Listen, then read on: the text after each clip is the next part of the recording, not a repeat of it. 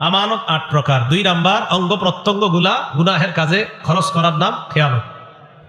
৩ number, আল আমানাতু feel ওয়াদাই, কেউ কিছু রাখলে, আপনার কাছে আমানত রাখলে, এই গচ্ছিত মাল এটা যথাযথভাবে আপনার কাছে রাইখা এটা পৌঁছিয়ে দেওয়ার নাম হলো আমানত। সহিহ বুখারীর ৩৩ নাম্বার হাদিস, ক্বালা রাসূলুল্লাহ সাল্লাল্লাহু আলাইহি ওয়াসাল্লাম, আল্লাহ নবী বলেন, আয়াতুল মুনাফিকি সালাস, নবীজি বলেন মুনাফিকের আলামত হলো ৩টা। বলেন জোরে, কয়টা? মুনাফিকের আলামত কয়টা? ১ নাম্বার, ইজা হাদ্দাসা কাযাবা, মুনাফিক কথা বললে মিথ্যা কথা বলে। ২ নাম্বার, ওয়া ইজা ওয়াদা আখলাফা, মুনাফিক ওয়াদা করলে খেলাফ করে। ৩ নাম্বার, ওয়া ইজা তুমিনা খানা, মুনাফিকের কাছে আমানত রাখলে আমানতের খেয়ানত করে। মুনাফিকের আলামত ৩টা, কথা বললে মিথ্যা কথা বলে, ওয়াদা করলে খেলাফ করে, ৩ নাম্বার তার কাছে আমানত রাখলে এই আমানতের খেয়ানত করে।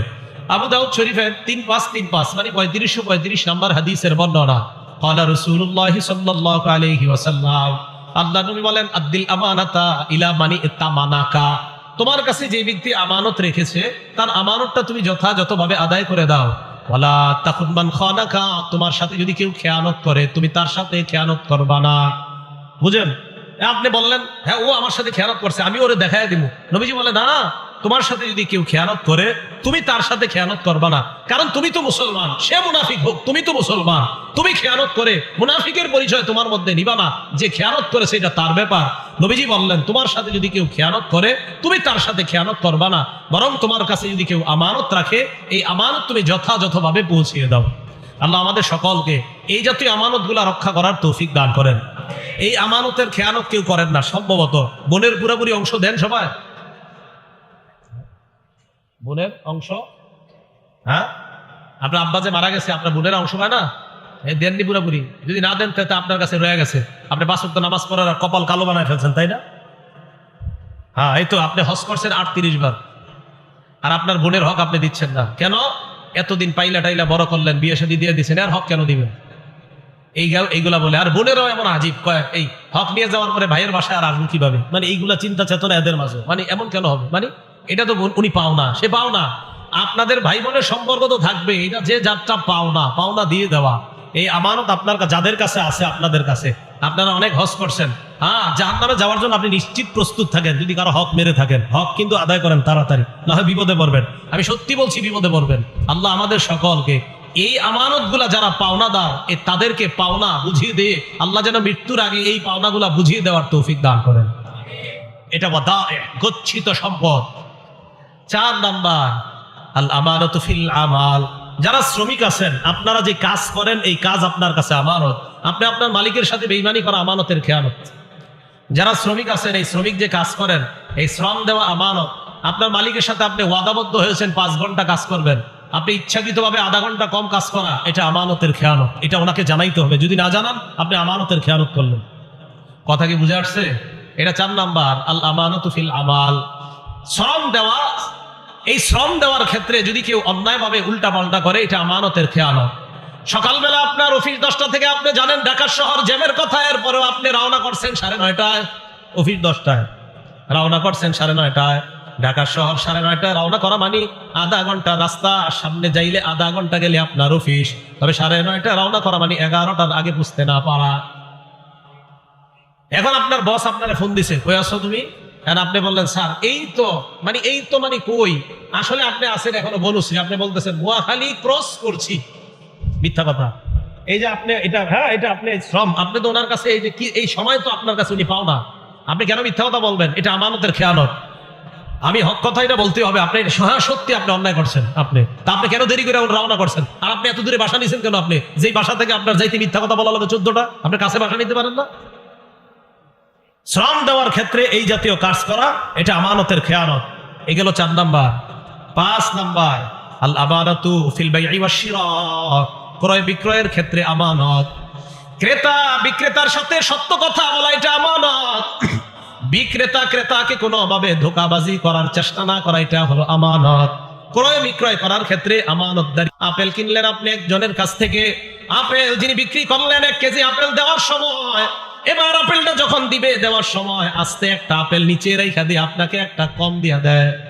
আপনি তো দেখছেন এই জায়গায় 1 কেজি উঠছে, আস্তে এই পাশ থেকে একটা রেখা দিচ্ছে, তাহলে আপনি 1 কেজি হইলো না একটা কম হইলো? খেয়ানত করছেন। আপনার ছেলেকে হাফেজ বানাইতেছেন এই টাকা দিয়া, হ্যাঁ? ও আপেল দোকানদার ভাই, ছেলেরা হাফেজ বানাইতেছেন। কবরে যাওয়ার জন্য তৈরি হন, আর এটা হাফেজ হবেও না। আপনি কি করতেছেন? এটা আমানতের খেয়ানত। এই ক্রয় বিক্রয়ের ক্ষেত্রে এই জাতীয় করা 5 নাম্বার। 6 নাম্বার, আল আমানাতু ফি হিফজিল আসরার, কথা গোপন করা এটাও আমানত। আপনারে একজন একটা কথা বলছে, বলছে এটা কাউরে বইলো না, আপনি বইলা দিছেন, এটা আমানতের খেয়ানত করছেন। এরকম এক জাতীয় ঘটনা ঘটে গেছে নবীজির জামানায়। আল্লাহ পাক রব্বুল আলামিন সূরা তাহরিমের 3 নাম্বার আয়াতে আল্লাহ বলেন, ওয়াইদ আসাররান নাবিয়্যু ইলা বাদি আজওয়াজিহি হাদিসা। স্মরণ করুন ওই সময়কে যখন মুহাম্মদ সাল্লাল্লাহু আলাইহি সাল্লাম তার কোনো এক বিবির কাছে কিছু কথা বলছে গোপনে। কথা বলার পরে বলছে, তুমি এই কথাটা কাউরে বইলো না। উনি কি করছে? বইলা দিস। আল্লাহ নবী যখন তার বিবিকে বললেন, কি ব্যাপার, তুমি কেন কথাটা বললা? আমি না তোমাকে বললাম এই কথাটা কাউকে বলবা না। আল্লাহ বলেন, ফালাম্মা নাব্বাআত বিহি ওয়া আযহারাহুল্লাহু আলাইহি। আল্লাহ নবীর বিবিকে আল্লাহ নবী বলছিলেন কথাটা কাউকে বলবা না। উনি কি করছেন? নাব্বাআত বিহি, বইলা দিছে আরেকজনকে। ওয়া আযহারাহুল্লাহু আলাইহি, আল্লাহ পাক রব্বুল আলামিন নবীর কাছে ব্যাপারটা প্রকাশ করে দিছে। আপনি আপনার বিবির বলছেন না বলতে, আপনার বিবি বইলা দিস। তো রাসূল আকরাম সাল্লাল্লাহু আলাইহি সাল্লাম আম্মাজানকে ডাক দিয়ে বললেন, ফালাম্মা নাব্বাআহা বিহি, আম্মাজানকে বললেন, কি ব্যাপার, তুমি এটা বললা কেন? নবীজি যখন আম্মাজানকে ব্যাপারটা অবগত করলেন, তুমি কেন এমন কথা বলে দিলা যে কথাটা আমি তোমাকে বলতে নিষেধ করলাম? আম্মাজান জবাব দেয়, মান আম্বাকা হাযা, আপনাকে কে বলছে আমি যে কথাটা বইলা দিছি? আপনি কেমনে জানছেন? নবীজি তার এক বিবিরে একটা কথা বলছে, তুমি কথাটা গোপন রাখো। উনি আরেকজনকে বইলা দিছে, আল্লাহ নবীজির জানাই দিছে। নবীজি এসে ওনার বিবিকে বলতেছে, আচ্ছা তুমি এটা কেন বললা? তো ওনার বিবি কয়, মান আম্বাকা হাযা, আপনারা কে বলছে আমি যে বইলা দিছি? নবীজি জবাব দিলেন, নাব্বানি আল আলিমুল খবীর, আল্লাহ আমাকে জানায়া দিছে। আল আমানাতু ফি হিফজিল আসরার, গোপন কথা হেফাজত করা এটা আমানত। কেউ যদি আপনাকে বলে, বিশ্বাস করে একটা কথা বলার পর যদি বলে এটা বইলো না, এটা আমানত। শেখ সাদী রহমতুল্লাহ আলাইহি বলছে, মানুষের স্বভাব হলো তুমি যদি তারে কিছু বইলো না, সে এটা বেশি বলবে। হ্যাঁ, এটা বেশি বলবে। 7 নাম্বার, আল মাসউলিয়াতু আমানত, দায়িত্ব এটা একটা আমানত। মাদ্রাসার মুতামিম সাহেব তার দায়িত্ব এটা আমানত, মসজিদের ইমাম তার দায়িত্ব এটা আমানত, মুয়াজ্জিনের তার দায়িত্ব এটা আমানত, ঘরের বাবা মা আপনাদের দায়িত্ব আমানত। সহিহ বুখারীর 893 নাম্বার হাদিসের বর্ণনা, ক্বালা রাসূলুল্লাহ সাল্লাল্লাহু আলাইহি ওয়াসাল্লাম, আল্লাহ নবী বলেন, কুল্লুকুম রাঈন ওয়া কুল্লুকুম মাসউলুন আন রাইয়াতিহি, তোমরা সবাই দায়িত্বশীল, তোমাদের প্রত্যেককে তার দায়িত্বের ব্যাপারে জিজ্ঞাসা করা হবে। আমাকে আপনাকে আমাদের সবাইকে নবীজি বললেন, তোমরা সবাই দায়িত্বশীল, প্রত্যেককে তার দায়িত্বের ব্যাপারে জিজ্ঞাসা করা হবে। সহিহ বুখারীর 893 নাম্বার হাদিসের বর্ণনা। এরপর আল্লাহ নবী বলেন, আল ইমামু রাঈন ওয়া মাসউলুন আন রাইয়াতিহি, শাসক যিনি হবেন তিনি দায়িত্বশীল, তাকে তার অধীনস্থ যে প্রজা আছে তাদের ব্যাপারে জিজ্ঞাসা করা হবে। ওয়ার রাজুলু রাঈন ফি আহলি বাইতিহি, কোন ব্যক্তি তার ঘরের যে সদস্যরা আছে তাদের দায়িত্বশীল হলো বাবা, আপনার ছেলে মেয়ে, আপনার বিবি, তারা আপনার অধীনস্থে আছে, তাদের দায়িত্বশীল আপনি। আল্লাহ নবী বলেন, মাসউলুন আন রাইয়াতিহি, আপনাকে তাদের দায়িত্বের ব্যাপারে জিজ্ঞাসা করা হবে। 5 বছর বয়সে হাতের মধ্যে মোবাইল উঠায়া দিছেন নাকি কায়দা উঠায়া দিছেন, জিজ্ঞাসা করবে।